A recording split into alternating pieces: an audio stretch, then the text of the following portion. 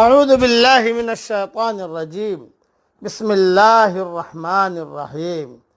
سورہ محمد کی آیت پڑھ رہا ہوں، آیت نمبر 12۔ ان اللہ يدخل الذین آمنوا وعملوا الصالحات جنات تجری من تحتها الانہار۔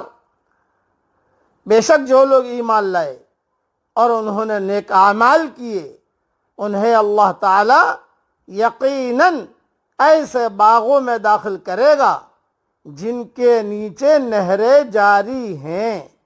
والذین کفروا یتمتعون ویأکلون کما تأکل الانعام والنار مثوی لہم۔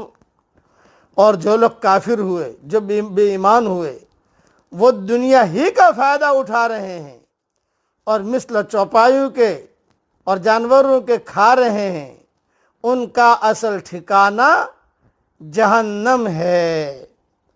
تھوڑی تشریح سن لیجئے۔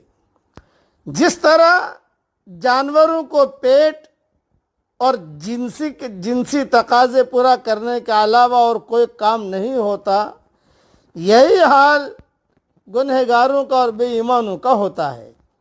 ان کا مقصد زندگی بھی کھانے پینے کے علاوہ کچھ نہیں، آخرت سے وہ بالکل غافل ہیں۔ اس سے ضمناً کھڑے کھڑے کھانے کی ممانعت کا بھی اس بات ہوتا ہے، جس کا آج کل دعوتوں میں عام رواج ہے، کیونکہ اس میں بھی جانوروں سے مشابہت ہے، جسے بھی ایمانوں کا شیوا بتلایا گیا ہے۔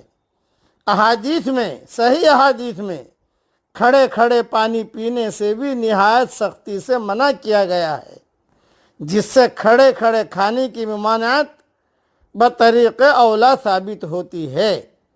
اس لیے جانوروں کی طرح کھڑے ہو کر کھانے سے اجتناب کرنا نہایت ضروری ہے۔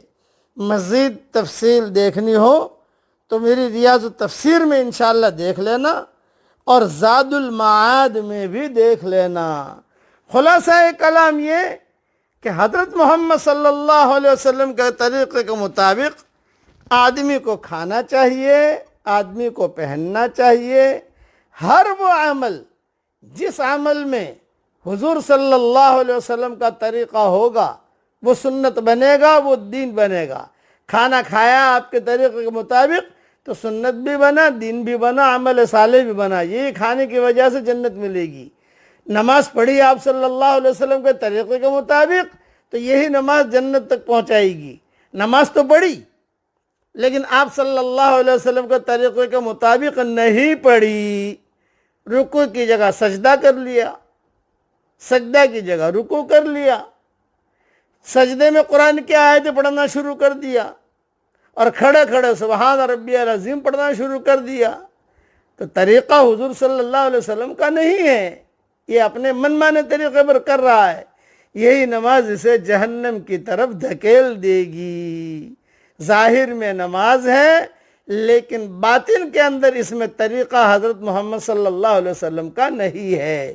اس لیے اصول یاد رکھنا، عمل صالح کسے کہتے ہیں؟ ایک سوال پیدا ہوتا ہے کہ عمل صالح کسے کہتے ہیں؟ ہر وہ عمل جو سنت کے مطابق ہو وہ عمل صالح ہے۔ بس اللہ تعالی ہمیں سنت کے مطابق زندگی گزارنے کی توفیق عطا فرمائے، آمین۔ وآخر دعوانا ان الحمد للہ رب العالمین۔